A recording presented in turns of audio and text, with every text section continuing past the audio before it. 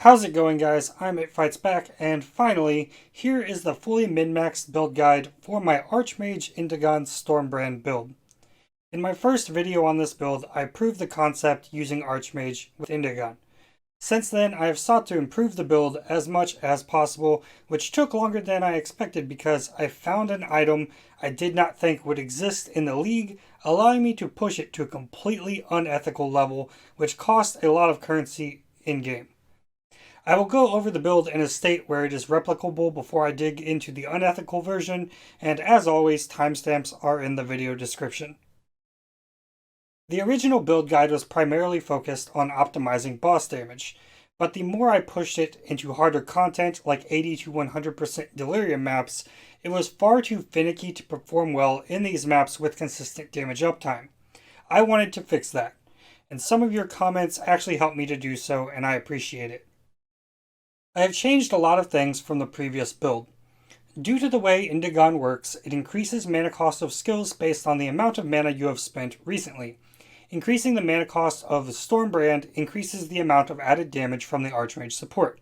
If you spend too much mana in a 4-second window, all of the added damage goes away. Previously, I was using Orb of Storms to optimize my mana consumption for maximum damage output. You can see how that was done in my previous video. This step has been completely removed, and while we are no longer maximizing damage potential, the build now has much more functionality and is more forgiving. Now all you need to do is cast 2 Stormbrands to ramp up mana cost and damage, and then move them around with Brand Recall. You can see that I am also automatically triggering Cold Snap and Wave of Conviction on cast, which I will explain further in a bit. The build even has enough damage to clear T16 maps with ease even if I take the Indigon off. So the damage is pretty insane when using Indigon to boost the damage.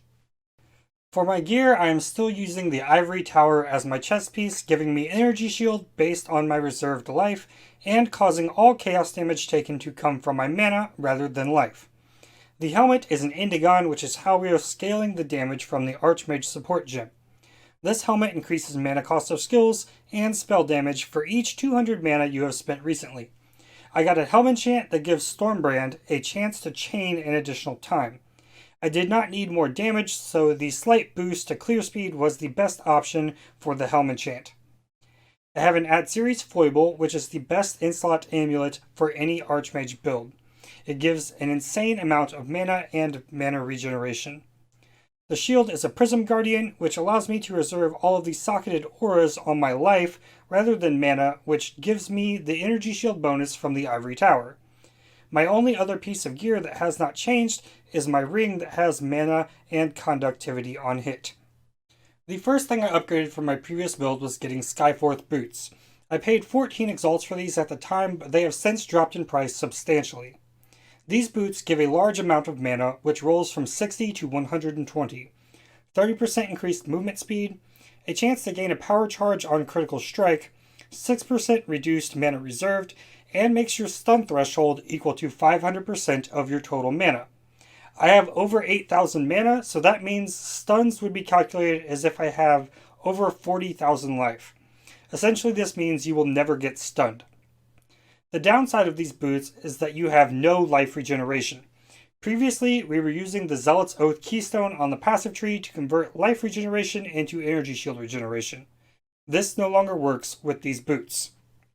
On my previous boots, I had a lot of resistances, so I also need to upgrade my belt at this time to cover my resists. So I got a Stygian Vise with as much mana as I could get while covering my resistances. It also came with a life roll, so this is a pretty insane belt. This belt cost me 5 exalts. The jewel in the belt cost me 8 exalts, coming with mana and T1 onslaught and phasing on kill. I YOLO exalted the life onto it after I purchased it. My previous belt was a heavy belt, giving me a bunch of strength that was required to be able to equip the chest piece. I accounted for this on the passive tree, which I will show you in a few minutes. I finished capping my resistances with a Lori's Lantern ring. This ring also gives chaos resistance and movement speed while on low life. Most importantly though, while you are on low life, damage from enemies hitting you is unlucky. This means that anytime you are hit and take damage, the damage value is rolled twice and you take the lower value. This is huge for survivability. My gloves are the new unique gloves from the Simulacrum called Augur Mortis. These gloves give a decent amount of energy shield and resistances, gives a chance to sap enemies, which lowers their damage based on the damage of the hit.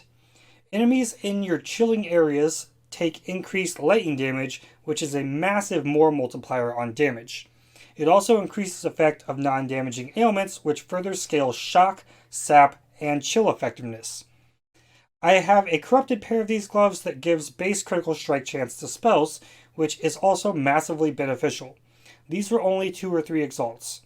My old gloves had a large amount of chaos resistance, which is now covered by the Lori's Lantern. My wand is pretty insane.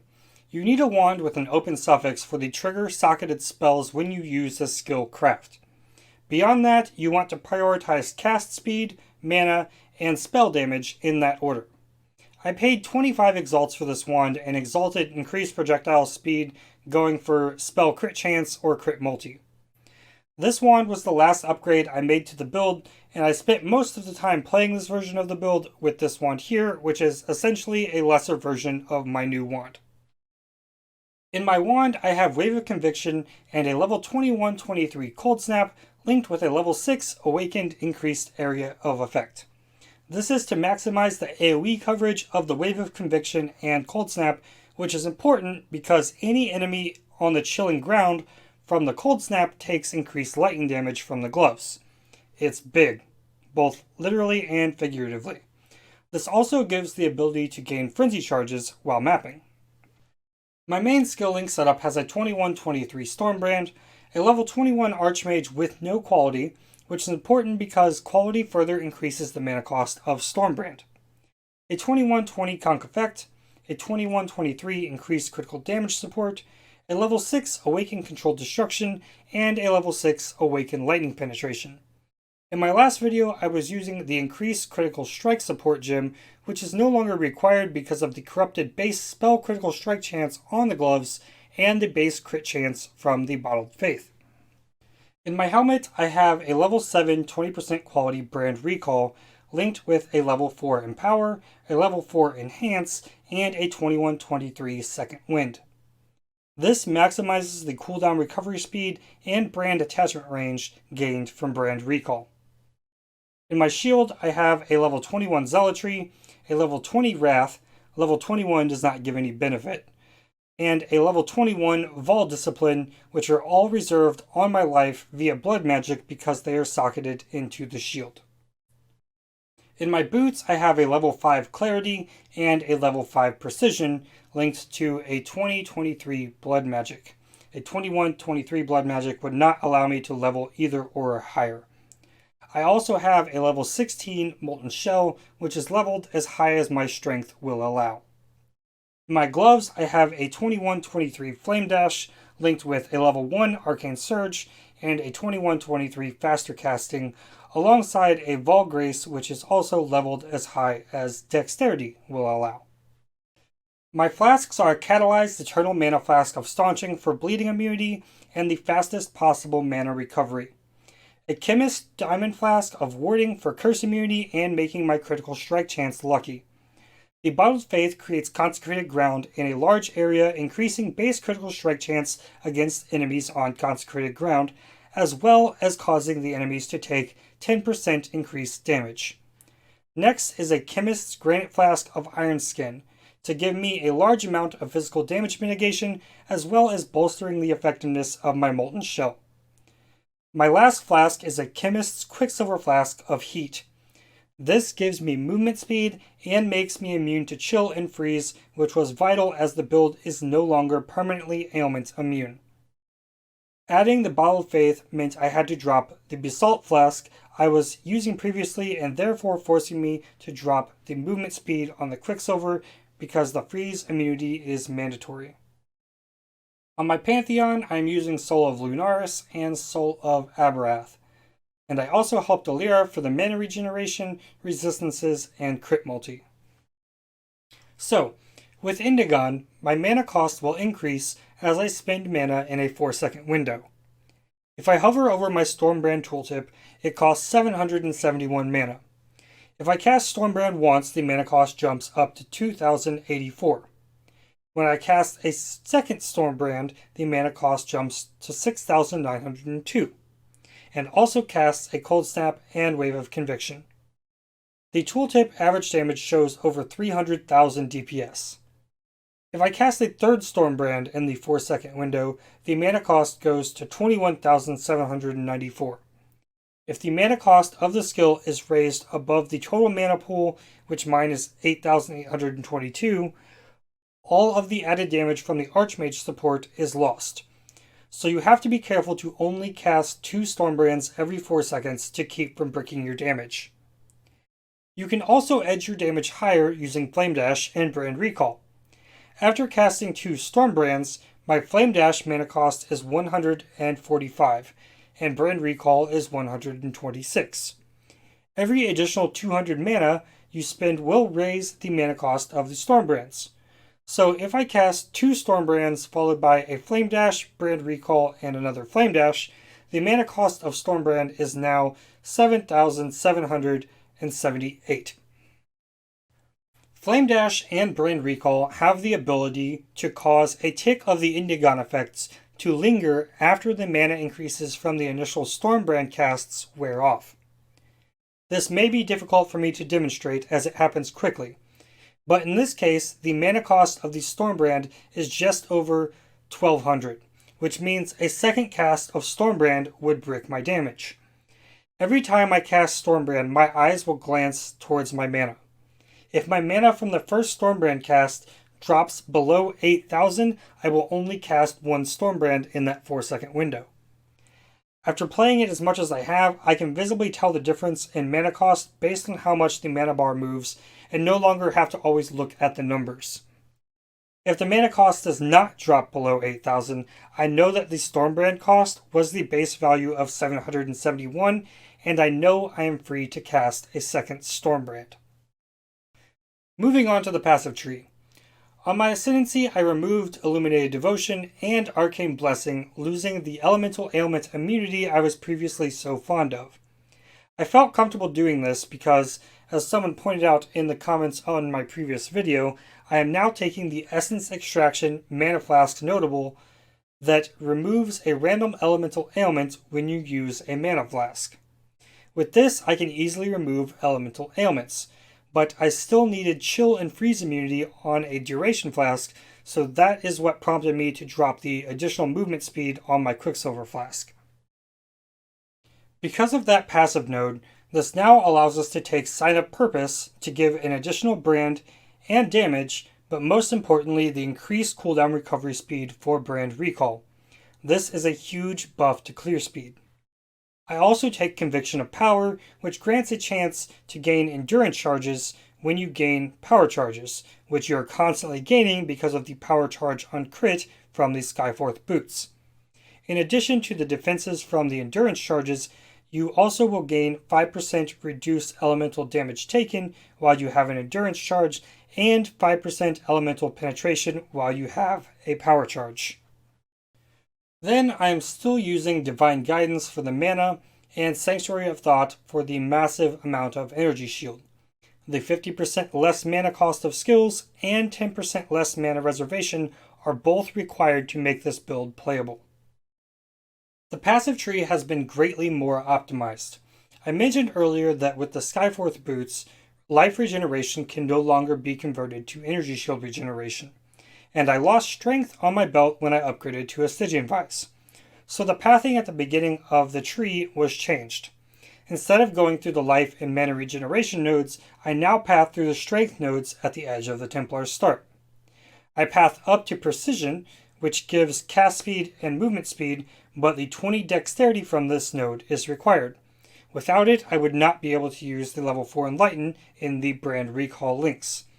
Pushing up to Retribution, the damage, cast speed, and strength from these two nodes was more efficient for these 2 points than I could put anywhere else. I still take Righteous Decree, which is helpful to keep my initial mana cost of my Stormbrand below 800. If the initial mana cost of Stormbrand goes above 800, it procs 4 instances of the Indigon effects, and it throws off all of the math making this build work. From there, I still push up to Holy Dominion, but I am no longer taking the life nodes at Devotion as I move the Healthy Mind Jewel elsewhere. I instead path towards Faith and Steel, which boosts armor and energy shield while providing some valuable elemental resistances. This also allows me to pick up Light of Divinity for 1 passive, which is massively beneficial.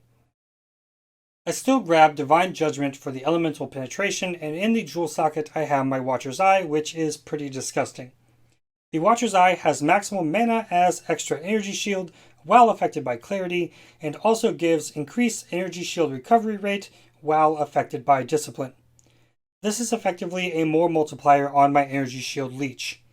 I will show how impactful this is in Path of Building in a couple of minutes. I paid 130 exalts for this Watcher's Eye, and I would not recommend trying to replicate this build without at least having the mana as extra energy shield while affected by clarity Watcher's Eye. Many who attempted it so far have pointed out its lack of survivability without this Watcher's Eye. Above this, everything looks fairly the same, with Runebinder being the most important node on the tree for making a brand build good. It doubles your single target damage. Mana and Arcane Surge effect, crit chance and crit multi. Moving on to the Insightfulness wheel, I found it more efficient overall to not take the final node, which lowers mana cost of skills while on full energy shield, which in turn lowers damage. Then I have the Essence Extraction node, which I mentioned earlier. Cast speed and crit multi with brands as we move into the witch area of the tree. Here is where I now have the Healthy Mind Jewel, which has Corrupted Lightning Penetration. This turns the life gained from Cruel Preparation and Heart and Soul into mana at twice the value. Deep Thoughts, Mystic Bulwark, and Prodigal Perfection all give a large amount of mana. To the right, I am no longer grabbing Wicked Ward because I am now relying more on Energy Shield Leech, which also puts Throat Seeker too far out of the way to grab. I path downward through Annihilation, pushing through Heart and Soul to Arcane Will. Moving on to the right, I still have Nimbleness, Arcane Vision, and Pain Attunement for more damage on low life. I have an Unnatural Instinct in this jewel socket, granting the bonuses of all small passives in the radius. Again, this can be replaced with an Intuitive Leap early on. Lastly, I have Crackling Speed, which was the best use of my final 4 passives I could find. But these 4 points can also be moved to Explosive Runes for a 7th brand, which also gives a 10 strength passive node along the way. Then the 2 points at the start of the tree in Retribution can be moved to grab Arcane Focus for a boost to Energy Shield, or Lightning Walker for a marginal increase in damage. For my anointment, I have Runesmith, which gives an additional brand. This is a really strong node. The most damage you can get from an anointment is from Assassination, but I feel the additional brand and 12% activation frequency from Runesmith is far more effective for map clear speed. On to the cluster jewels. This is pretty much the same setup from my previous video, but I did drop to an 8 passive jewel, which also has strength on the small passives. I did about everything I could manage in order to not have to spend a point on the Might 30 strength notable. The notables on the cluster jewel are Scintillating Idea, which gives mana and lightning pin, and Storm Drinker, which gives lightning pin and lightning damage leech as energy shield. It also needs 2 jewel sockets for the brand and curse medium cluster jewels. The curse jewel has Wish for Death, giving me Culling Strike against cursed enemies, and Master of Fear, unnerving enemies, causing them to take 10% increased damage, with a jewel socket that houses a 2 passive mana jewel. This jewel is giving me another Scintillating Idea for the mana and lightning penetration. The other medium cluster jewel is a brand jewel with Grand Design for the additional brand and activation frequency, and Holy Conquest for movement speed and brand activation frequency. In the jewel socket, I have a 2 passive Energy Shield jewel with Conservation of Energy. This gives Energy Shield Energy Shield Leech, and increased maximum total recovery from Energy Shield Leech. I could have 2 of the Conservation of Energy Jewels for the highest survivability from Energy Shield Leech, or 2 of the Scintillating Idea Jewels for maximum damage. I can attest that the Energy Shield Leech is very nice and pairs very well with my Watcher's Eye. There is a path to building pastebin in the video description for this build, and there are a couple things I want to quickly point out here. The first being the effectiveness of the Conservation of Energy Jewel and the Energy Shield recovery rate from the Watcher's Eye.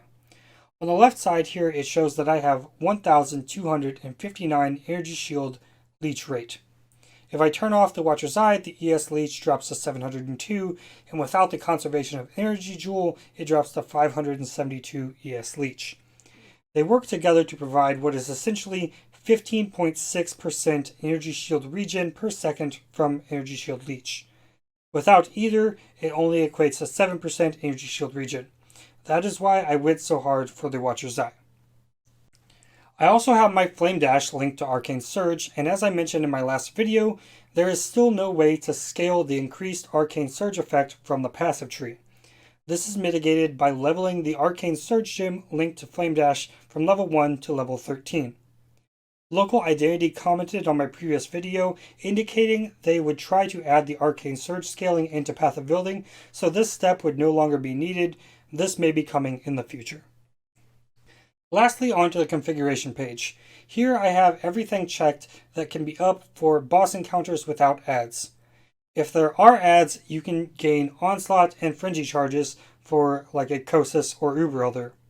I entered 3200 for the number of mana spent recently, which is the mana consumption threshold from 2 Stormbrand casts followed by Flame Dash, Brand Recall, and Flame Dash. This could easily be higher. This damage calculation is only relevant if the enemy is on chilled ground from the Cold Snap and consecrated ground from the Bottled Faith, which accounts for 40% of the overall damage. Now about the effect of Shock. Shock increases damage taken by up to 50% depending on the amount of lightning damage in the hit. I also have 36% increased effective Shock. So by my understanding, the maximum value from Shock effectiveness would be 68% increased damage taken depending on the damage of the hit. But we do not know what these breakpoints are for determining the actual effectiveness of the Shock. I think in a majority of cases the Shock applied is much stronger, but I entered 25% just to be safe on this calculation. I would love to have more information on exactly how much I'm shocking for, and maybe some of you might know that. However, I do know that it shows here I am doing 7 million damage average hit with Stormbrand, which is over 10% of Shaper's life pool per hit. I would imagine it is applying a pretty significant shock. If I were to raise the shock effect to its maximum value, it only accounts for 4 million DPS, which on the scale of this build is pretty irrelevant if we're being honest.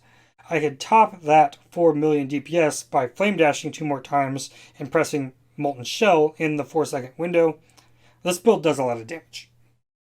The biggest tip I can give for any Archmage Stormbrand build is that you can unsocket your Archmage support gem and spawn all of your brands at the start of a map or boss encounter. This will let you jump right into the map with your full clear speed potential. In most maps, this works very well as you generally spawn into the map in a location which you can cast all of your brands without aggroing any enemies. Park is a map where this is usually not the case. If you have your gem on your cursor while enemies are rushing you, it is very easy to panic, maybe causing you to drop your gem by accident or even cause your character to die. You can log out of the game with the gem on your cursor, and you will load back into the game with the gem still on your cursor. I did this several times myself while playing in the Chinese race event. Many people have suggested using Arcane Cloak to boost the mana cost and putting Brand Recall on left click to constantly refresh the duration of the brands to make them permanent. Arcane Cloak spends a percentage of your current mana that increases as the gem levels. So, a level 1 Arcane Cloak spends 45% of your mana. If I put that in and use it with my current setup, the mana cost of Stormbrand jumps to 9,092, which is too high for the skill to still deal damage. Even if you were to lower the mana cost of Arcane Cloak further, Brand Recall and Flame Dash still require mana and would easily break your damage. This is too volatile to be effective in any reasonable capacity while using Indigon. Now let's look at putting Brand Recall on left click. My Brand Recall refreshes brand duration by 1.2 seconds with a 1.2 second cooldown time. So if Brand Recall is always pressed, the brands will never expire once they are cast, which in theory sounds like a great thing. Let me spawn a bunch of brands, and now all I need to do is move around and they will always follow. I still need to cast Stormbrand twice every 4 seconds to ramp up the damage, which is fine, but there is an issue with this. What if Kosas were to spawn where June is here? If I want to cast 2 Stormbrands on top of him and then dodge any attacks, the second I move away, the brands are teleported to me. What that means is that if you're using Brand Recall on your left click, you have no control over targeted damage output on a single target. Instead, I have Brand Recall bound to my spacebar. If I want to continuously move the brands around, I can hold down spacebar while I move, and it behaves the same way as on left click. But I am no longer forced into moving them constantly and can drop them on a boss if I need to. This also has other benefits, like when selecting organs for a metamorph, I can hold down spacebar to constantly refresh my brands while interacting with the menu. Same goes for betrayal encounters. The build currently has no corpse removal, but it does have decent critical strike chance, so with a decent amount of cold damage, enemies can be shattered. This can be done with a Call of the Brotherhood ring to convert a large portion of the lightning damage into cold damage. This is quite effective. However, in my case, this cuts the effectiveness of my 68% lightning penetration in half. And my ring has my curse on hit conductivity, which lowers lightning resistance by 32% at level 8, while also causing enemies to take 10% increased damage and gives me Culling Strike with my Cluster Jewel. So in my case, I would lose more than I would gain from using a Call of the Brotherhood. There is another option for corpse removal that was heavily recommended to me by a player. That is to, instead of using a wand, use a Shaper Mace with the mod that causes killed enemies to explode, dealing a percentage of their life as fire damage. A mace cannot roll anything else of value aside from Global Critical Strike Multiplier. That is a suffix though. The Explode mod is a suffix, the Multi-mod craft is a suffix, and so is the Trigger Socketed Spells craft. This also means that you cannot craft cast speed on the weapon. In comparison to my wand, I lose 36% cast speed, 79 flat mana, and 82% spell damage, while gaining corpse removal with a higher strength requirement. I tried it, and I quickly passed on that. How do you deal with Atziri and Reflect? I do this by changing my left ring to a Sibyl's Lament for 80% reduced reflected elemental damage, and swapping my minor Pantheon to Soul of Yugal for an additional 25% reduced reflected damage. Physical Reflect will still kill you because of Wave of Conviction, so this can be replaced with a Conductivity gem to handle Atziri. I do not run Reflect maps because this is more of a hassle than rerolling the maps, but when absolutely necessary, it can be done. Now, the big question I had at the end of all this was, how do I alter the build so that I can use a Headhunter with it? While looking at my belt, I would have to replace all of my resistances here on my Conductivity ring. This would not be possible while keeping the curse. So I would also need to get a curse on my wand or as a corruption on my gloves so I can still have Culling Strike and Unnerve from my Cluster Jewel. Getting Conductivity on a good wand is a long shot. The base spell crit corruption on the gloves is really important as well. So if I wanted to keep the curse, I would have to get double corrupted gloves with spell crit and elemental weakness. What are the odds that these gloves exist? There is a 1 in 4 chance to get 2 implicits from the corruption altar. There are 20 glove implicits, so a 1 in 20 chance for the spell crit and a 1 in 19 chance for the elemental weakness curse. This means there is a 1 in 1,520 chance to get this specific double corruption on the Algor Mortis gloves. Does anyone have a pair of these gloves for sale? No. I refreshed this search every day for weeks. I tried twice to double corrupt them myself, poofed one, and got white sockets on the other. One day, I happened to find a pair of these gloves, and I was beside myself. I never imagined I would ever see a pair of these gloves, let alone get them for only 80 exalts. On top of that, the implicits on these gloves are perfect. That is a 1 in 3 chance for the curse and a 1 in 31 chance on this spell crit, bringing the odds that these gloves exist to 1 in 141,360 double corruptions. These might be the only gloves of this kind to exist. To me, they are worth many mirrors, and this is damn near impossible. This is what caused the first delay in this video, because I spent all of the currency I was saving up for a Watcher's Eye on these gloves and a Headhunter. I then spent nearly 2 weeks using them to farm up the 130x for the Watcher's Eye. So, I got a ring with as much mana as possible while still covering the needed resistances from the belt. A Crusader's Exalt got me lightning damage per power charge, and I also still want to use the Abyss Jewel with Onslaught and Phasing. The thing that jumps to mind is to remove one of the small cluster jewels and grab this jewel socket. But the small cluster jewels are capping my fire and lightning resistances. So I remove 2 mana and energy shield nodes from here for the jewel socket. Then Molten Shell and Vol Grace can be leveled much higher with the strength and dexterity on the Headhunter. So there you have it. This is likely the most powerful Stormbrand build in the game. The second thing that delayed this video was being accepted to participate in the SSF Hardcore China Race event, in which I played a much more ethical Archmage Stormbrand build and died at level 90 and level 96, both times in the top 25 on the ladder and both times to disconnect sadly. I never imagined I would even have a chance in that event. I do not know what else I will do for this league, but I will make a video going over my experience playing on the Chinese servers. Subscribe if you would like to see that, and hit the like button. It really helps me out a lot. I will leave you with a fully juiced 80% Delirium Map with the original setup without the broken gloves and Headhunter. I am easily capable of doing 100% Delirium Maps with this build, but they lag so badly that I could not get a recording of one that I found visually acceptable enough for me to include in this video. Thanks for watching, and enjoy!